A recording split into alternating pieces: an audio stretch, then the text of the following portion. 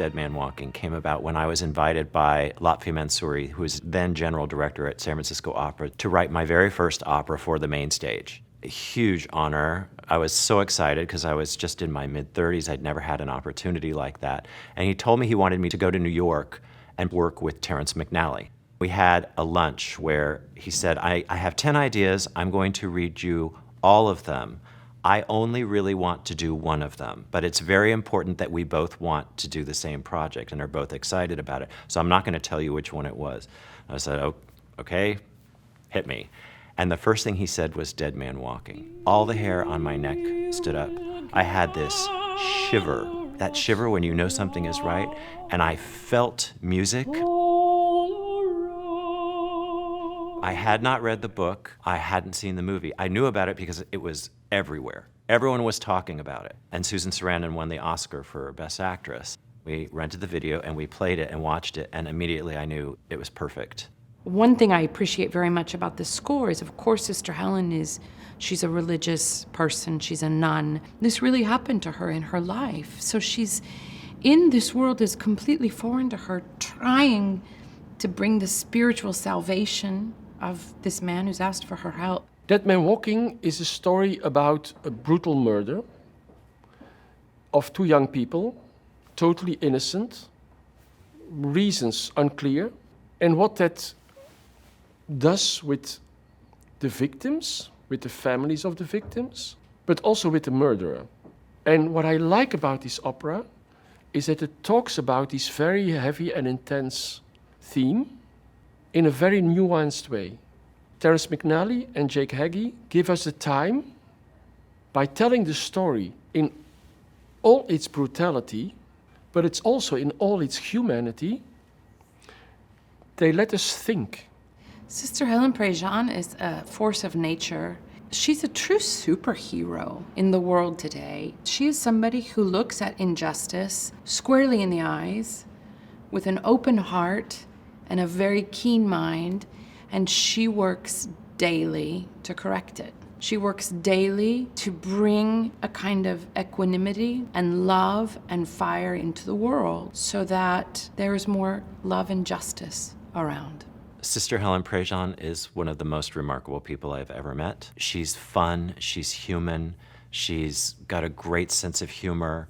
She lives life to the fullest because she knows how precious and precarious it is. She jumped right in, trusted the creative team, and literally became a friend to me and the project right away. I had begun to meet Jake, who would call me on the phone, and I mean, just immediately our spirits were just so in sync. I could tell his heart. I said, Jake, I don't know boo scat about operas.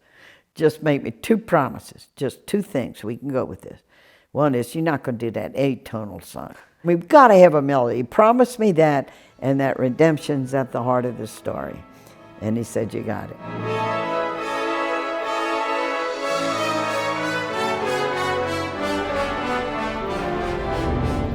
The first thing that Joseph does in the show is rape someone and kill 2 people. That's a really intense way to start off the journey of a character. And then the next time we see him, when he meets Sister Helen, he kind of puts on this confidence. He's sort of got a tough guy demeanor, and he almost thinks he's gonna seduce her or something. And the arc is really intense to get from that to building up this trust with this woman, and finally kind of accepting that forgiveness is a possibility. Our first instinct is to think of it as a piece about the death penalty. And on one hand it is. It tells the story of somebody who has committed a murder and is on death row and is executed at the end. But as I've lived in this and learned more about Sister Helen's story, I find this to be a love story, and actually maybe one of the purest that we know in opera. Against all odds, these 2 people find each other. And even though she sees the horror that he's done, she continues to insist that he is still a child of God. He says, sister, you don't have to come with me to the end. You don't have to come with me into that room because it's going to be painful for you, and I want to spare that for you. And she looks right at him and says, Joseph, when they do this thing to you, I want you to look at me.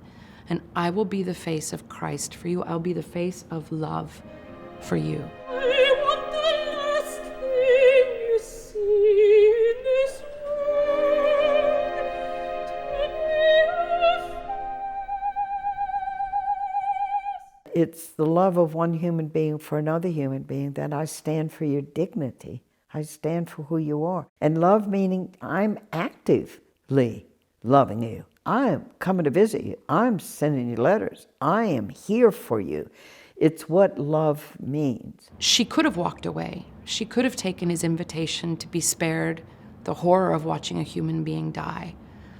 And she chose to stay by his side. That's an incredible love story. We chose, in this case, for this opera, not to create realistic sets. In the beginning, we are actually in a nunnery, then we go to a community center, and then we end up in the prison. It's that journey that we wanted to bring to the stage in a more abstract way, where video will play an important role. The cameras will film them, and you will see them big on stage, so that you can look into the eyes, into the inside of a character. Sister Helen has a couple of leitmotifs. She has a hymn she sings, and she sings an aria called This Journey, which carries in many, many permutations all the way through. This journey to Christ, this journey to my God. There's a theme built around Joseph Desrochers' name. There's a theme built around the actual crime, a rhythmic motif.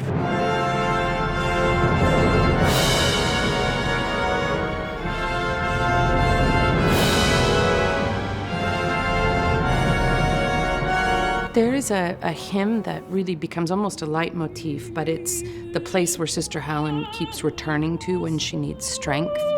And it's a very simple hymn that feels like something that we've known for decades or generations. It's very simple. It's the first thing she sings, and it's the last thing she turns to the audience to sing after the execution. And it's, He will gather us around, all around, by and by, you and I, gather us around. Yannick, who's just a genius at leading these things and is going to bring this cast together as an ensemble in a way I couldn't have imagined. All of my singer friends adore him. He is a real theater conductor. He's a singer's conductor. He understands the connection. He understands dramatic pacing innately. I think the opera raises a lot of questions but doesn't answer them necessarily. It just brings you into the story. I've seen people who were dead set on the death penalty afterwards say, well, I may have to rethink this. And then I've seen people say, yep, I was exactly right. We should have the death penalty, and this is why. I've seen people go all different kinds of ways, but what's great about it is they get to make up their own mind about that. We're not telling them. What I love about the opera is the fullest expression of art, because it's live drama where you're following the story, and it's also music that instructs the heart. It brings us to places we don't even know we have.